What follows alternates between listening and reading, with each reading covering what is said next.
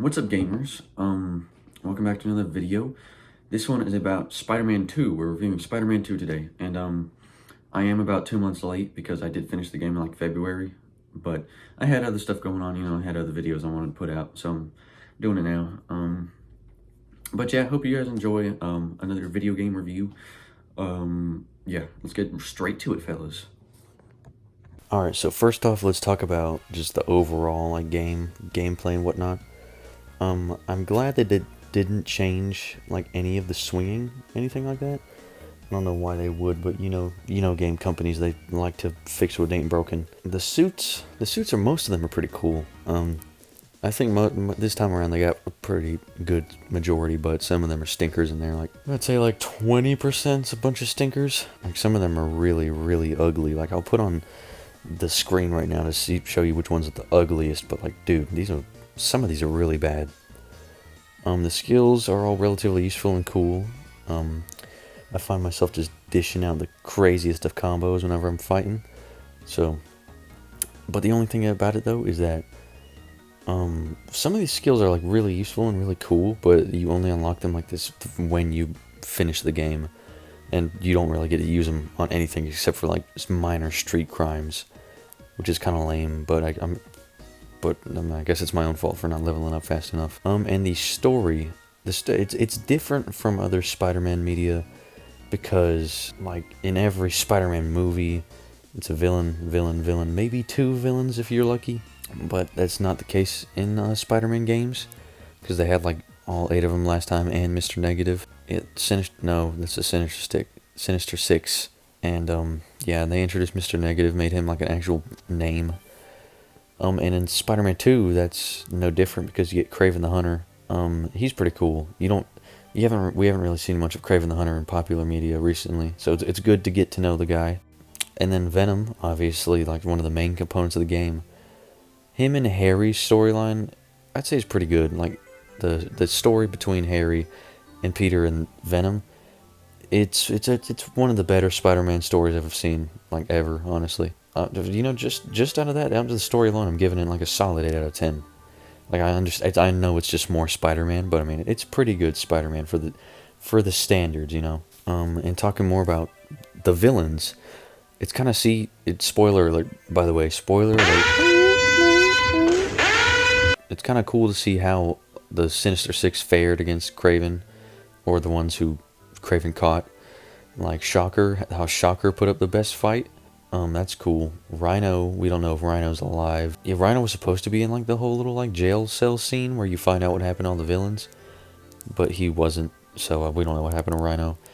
Electro, despite having like the coolest powers and like being probably able to deal the most damage, apparently got his ass whooped. Like, how are you gonna let that happen, dude? And then Scorpion obviously gets murdered on screen. Like, the side stories in the game personally aren't that interesting, except for the one with Howard, the Pigeon Man. That was sad. I had to get over that really fast because I had to like leave immediately after I played that mission. But it was rather sad. I was not happy when I played that. The Flame missions are kind of interesting. It sets up, spoiler alert again. It sets up Carnage. That's cool. And Yuri comes back. She's like a superhero now or something. What I don't like, though, is that this side mission requires you to have played the DLC for the first game. And me personally, I didn't play that like at all. And I don't know what happened to Yuri. I know Hammerhead and Silver Sable were in it, and that's pretty much it. I don't know, I just feel like it's kind of dumb. Like, I get it's canon, and you could just look up what happened, but, I mean, for those who haven't played it, I just feel like it's kind of alienating. I really don't remember any other side stories besides the Flame. I guess that was the only one that really stuck out. There weren't really any other side stories. I guess side missions. The side missions weren't really that cool either. Like, it's chasing down some robot birds. It's, dealing with setting up the chameleon. That was cool, I guess. Finding spider bots, which ties into Spider-Verse, was actually, I guess, apparently, was supposed to tie into that one Spider-Man game that was like multiplayer that they canceled for whatever reason. Apparently that's supposed to be that, but I thought it was just a tie into the Spider-Verse movie because you see PS4 Spider-Man in Spider-Verse. So I thought that was the tie into that, but that was a pretty cool Easter egg. The side missions were actually kind of cool in Spider-Man 2. They kind of cooked on that, quite honestly. So let me tell you all something. The boss fights. I'm not going to sit here and name all the boss fights to you because I probably can't remember all of them.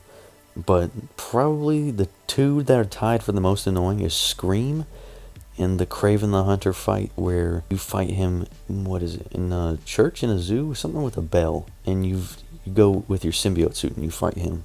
It's like one of the last fights you ever have with him. It's when Peter takes off the symbiote suit.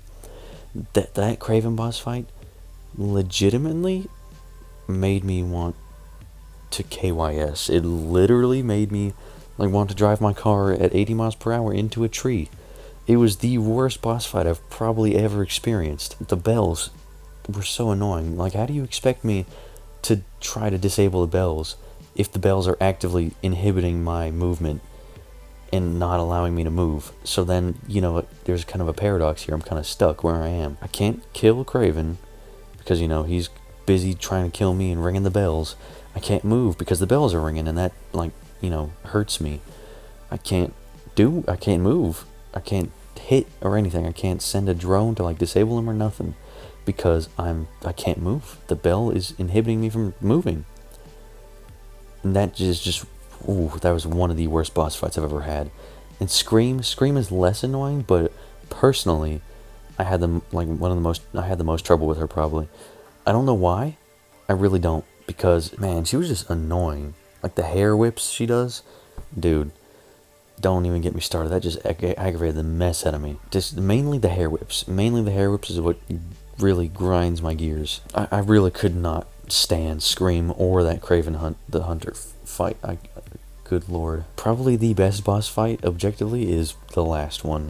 Come on. You knew that was the answer I was going to say, because it's the last boss fight. They're obviously going to cook on this one. Half of New York City goes up in the air because of Venom.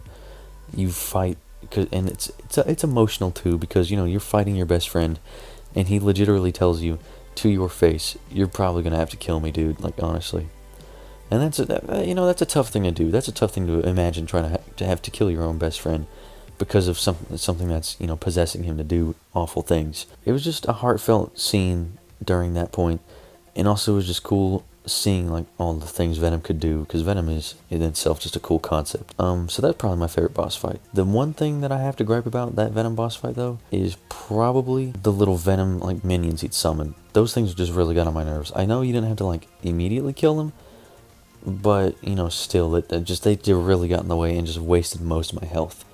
And so I just kept dying and dying and dying, and it just really grinded my gears.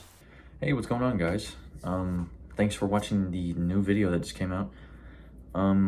Sorry I haven't been posting in a while. I've just been busy with the end of school and whatnot.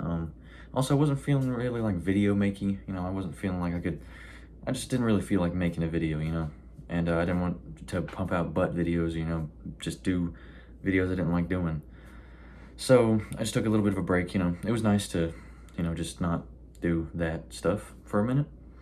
But I'm back now, and yeah, get ready to enjoy more ZOOMBINI videos in the future. But yeah, all in all, let's pull up the beanie scale. So all in all, I rate Spider-Man 2 about a 7. It's probably a 7 on the beanie scale. It's not terrible. It's not amazing, but it's a good Spider-Man game. It's just good to take your mind off of other games, I guess. It's just a really good Spider-Man game, pretty much. One of the better ones, but I'd say the first one was better. Yeah, but anyways, hope you guys enjoy this video. Make sure you guys like, subscribe, and comment, and all the good stuff. And I'll see you guys for the next ZOOMBINI video, which will be on time, hopefully. Anyways, bye guys, and God bless.